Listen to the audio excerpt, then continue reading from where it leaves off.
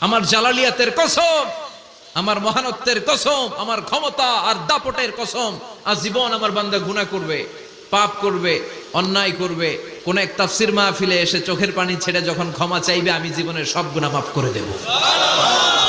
আমি আমার বান্দার জীবনের সব গুনাহ মাফ করে দিয়ে জান্নাতে ঢুকায় দেব। তখন তুই কি করবি? লাগফিরান্না লাহুম মা দামু ইস্তাগফিরুনি। যতক্ষণ আমার বান্দা আমার কাছে ক্ষমা চাইবে, আমি আমার বান্দার জীবনের সব গুনাহ মাফ করে দেব। সুবহানাল্লাহ পড়ে। এজন্য রব্বুল আলামিন বলেন, ইয়া আইয়ুহাল্লাযীনা আমানু তুবু ইলাল্লাহি তাওবাতান নাসুহা। তওবার মতো তওবা করো। তওবার মতো তওবা করলে যত বড় অন্যায় হোক, পাপ হোক, গুনাহ হোক, সব গুনাহ মাফ করে দিতে পারে কে? আল্লাহ। সাইয়েদনা আদম আলাইহিস সালাম ভুল করলেন, শত শত বছর কাঁদলেন,